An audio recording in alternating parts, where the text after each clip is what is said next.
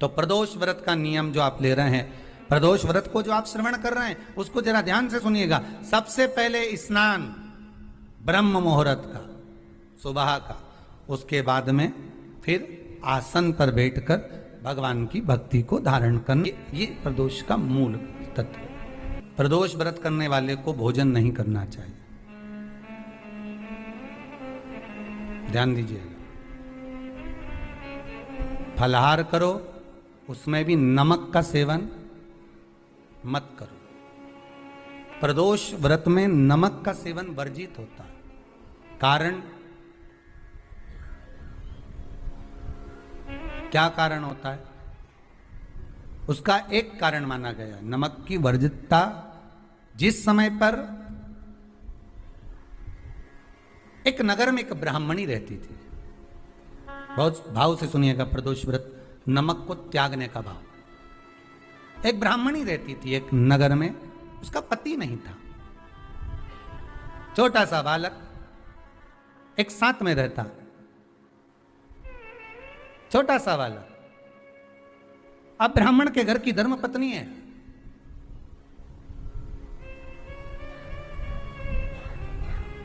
ब्राह्मण कर्मकांड करने वाला, पूजन करने वाला, पाठ करने वाला, अनुष्ठान करने वाला, पूजन करने वाला, मंत्र जाप करने वाला, भगवत भक्ति में डूबने वाला। ब्राह्मण तो चले गया, ब्राह्मणी बच्चे के साथ रह रही, क्या करे वो? अकेली निवास कर रही, अकेली रह रही है। और ब्राह्मणी बच्चे के साथ भ्रमण करती रहती, घूमती, कहीं कहीं दर दर जाकर कुछ भिक्षा को मांग कर लेकर आ जाती। और भिक्षा लाने के बाद में उस भिक्षा को जब लेकर आती तो अपने बच्चे को भी खिलाती और स्वयं भी उसका पान करती। एक दिन ब्राह्मणी भ्रमण करते करते प्रदोष काल के समय पर शिव मंदिर में प्रवेश करी। प्रदोष काल के समय पर और शंकर मंदिर में जब प्रवेश करा, प्रदोष काल किसको कहते हैं? सूर्य अस्त हो रहा हो, रात्रि प्रवेश कर रही हो, दोनों का जब मिलन हो रहा हो वो प्रदोष काल कहलाता है। दोनों का जब मिलन हो रहा, सूर्यास्त हो रहा हो, रात्रि अपना चरण बढ़ाने के लिए आगे बढ़ रही हो और दोनों का जब मिलन हो रहा है, वो प्रदोष काल है, वो प्रदोष का समय है। ब्राह्मणी मंदिर में प्रवेश कर रही, जब ब्राह्मणी मंदिर में प्रवेश करी, मंदिर के अंदर पहुंची, प्रदोष काल का समय था, प्रदोष का समय चल रहा था। और प्रदोष काल के उस समय में, प्रदोष काल के उस समय में जब ब्राह्मणी ने देखा कि कोई भगवान की भक्ति में लगा हुआ है, भगवान के रस तत्व में डूबा हुआ है। आज ब्राह्मणी के पास में कुछ पदार्थ नहीं है, अपने बच्चे का पेट भरने के लिए कुछ सामग्री नहीं है, और कुछ आस लेके वो प्रवेश करिए, कुछ आस लेकर वो अंदर प्रवेश कर जाती है। कोई ऋषि की पत्नी, कोई ब्राह्मण जन की अर्धांगिनी उस प्रदोष के समय पर शंकर का अभिषेक पूजन कर रही थी, भगवान शिव की आराधना कर रही थी, भगवान की भक्ति में डूबी हुई थी, कुछ पाने के लिए चली गई। ये कुछ पाने के, और इसके मन में आया कि मैं कुछ, मुझे भोजन का कोई पदार्थ मिल जाए, मुझे कुछ भोजन मिल जाए, और जब मुझे भोजन मिल जाएगा तब मैं जो पाऊंगी अपने बच्चे को भी पवाऊंगी। पर जिस मंदिर में वो प्रवेश करी थी, जहां पर नारी पूजन कर रही थी शंकर की प्रदोष काल में, वहां पर पड़ी हुई कुछ वस्तु को इस ब्राह्मणी ने मांग लिया।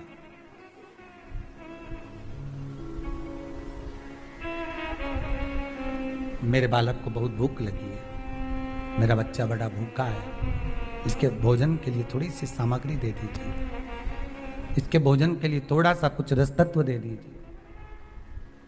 उसने उठाया थोड़ा सा पदार्थ, कुछ जो उसके पास में था वो दिया। जब दिया तो देने के बाद जब उसे प्राप्त हुआ और होने के बाद में जब वो मिल गया उसको, तो उसने उस समय पर उस पदार्थ को जैसे ही मुख में लिया, लेते ही कहा इसमें तो स्वाद नहीं है।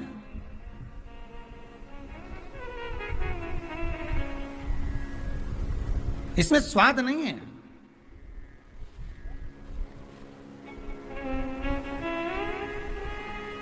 उस ब्राह्मणी ने बड़ा सुंदर एक संवाद कहा।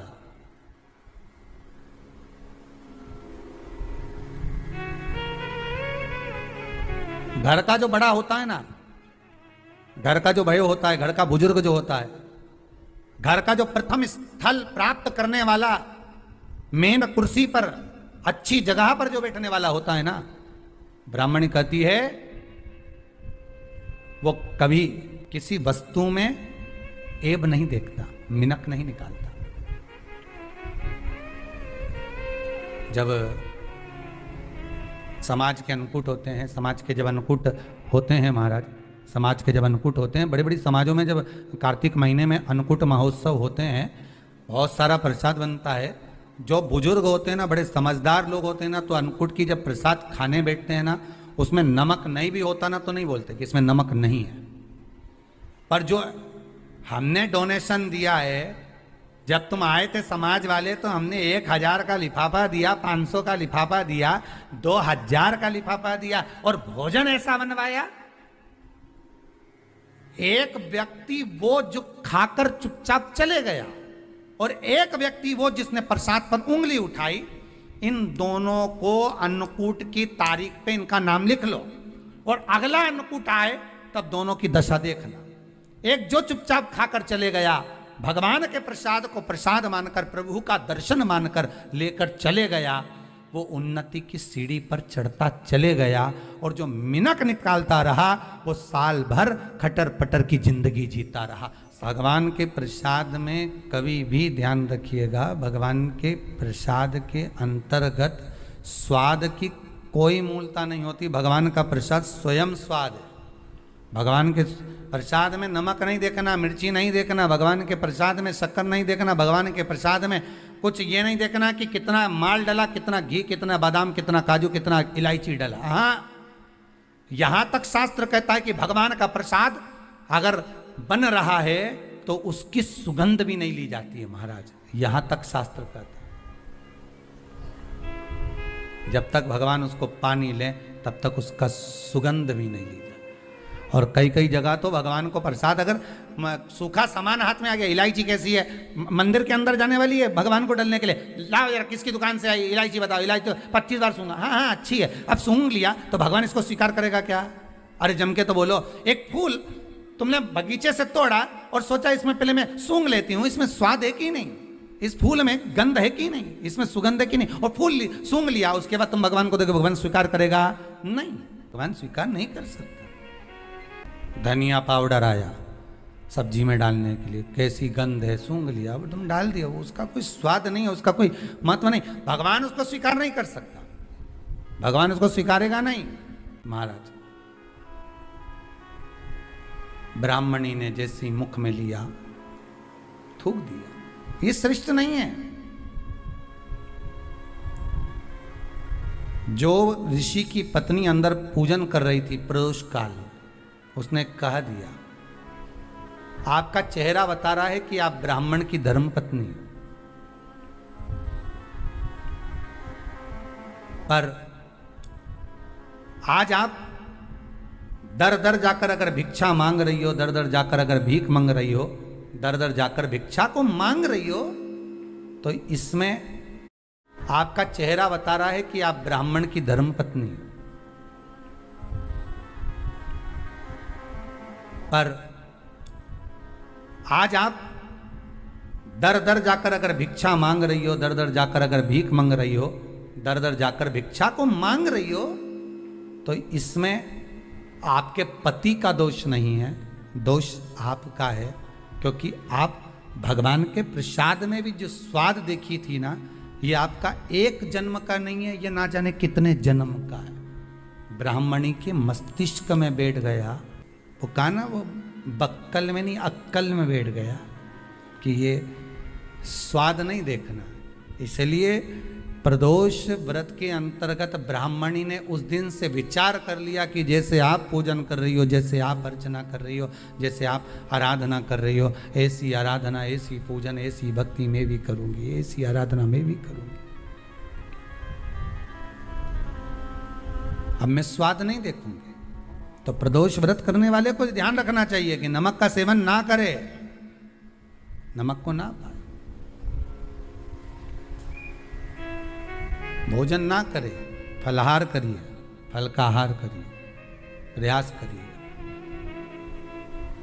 और यदि आपने व्रत का ले लिया भोजन का कि हम तो एक टाइम फलाहार करेंगे, एक टाइम भोजन करेंगे, ऐसा भी कई लोग प्रदोष ले लेते हैं, तो वो बात आपकी है, आप तक रखो, ठीक है, अपने मन तक। ठीक है, बाबा आपकी मनोकामना पूर्ण करे, वो भी भाव रखो। बहुत बड़ा दुख आए, छोटे से रूप में निकल जाए तो समझ लेना शंकर ने कृपा कर दी। बहुत दिन से काम नहीं हो रहा था, काम तुरंत हो गया, समझ लेना शिव ने कृपा कर दी। प्रदोष काल में जाकर भगवान शंकर की आराधना कर, शिव मंदिर में जाकर अर्चना कर, प्रदोष काल में जाकर शंकर को नमन कर। अगर प्रदोष का व्रत नहीं भी करता तो प्रदोष काल में जाकर शंकर के मंदिर में एक घृत का घी का दिया लगा दे। आपको पहले भी कहा है, तुम्हारी भगवान से अगर बेर है, भगवान के मंदिर नहीं भी जाना चाहते तो भगवान की चौखट पे दिया लगा दो, पर लगाओ। शाम के समय पर प्रदोष काल में बेलपत्री के पेड़ के नीचे, चाहे शंकर के मंदिर के दरवाजे पर या शिव मंदिर में, अगर आप प्रदोष के दिन दिया लगाते हो, सोमवार के दिन दिया लगाते हो, तो ऐसा कोई व्यक्ति नहीं जिसको मेरे देव अधिदेव महादेव मेरा विश्वनाथ भंडार नहीं भरता हो, खाली नहीं छोड़ेगा, दे देगा, भंडार भर देगा। कमी तो नहीं रख सकता, ये पक्का। पर तुम करना ही नहीं चाह, 2-4 सोमवार करो और उसके बाद के तो महाराज जी हमने तो करा था, हमको तो मिला ही नहीं। 2-1 प्रदोष करा तुमने, अरे 1 आध साल करो, सारे दर बदर भी तो अपन ठोकर खा कर आए, इतना साल निकाला अपन ने, और 6 महीना 3 महीना 4 महीना भगवान से निवेदन तो करो, दिल से कहो तो सरी, नी भंडार भरे तो बात दूसरी, एक बार बोलो तो।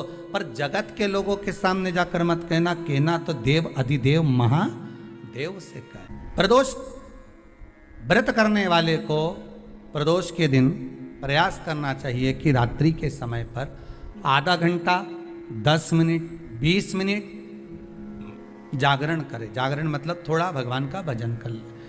भले 4-5 माताएं इकट्ठी नहीं हो तो अपन अकेले ही कर लो। अपन अकेले कम है क्या भाई, अपन कम पड़े। आराधना अकेले भी करो, जागरण करो।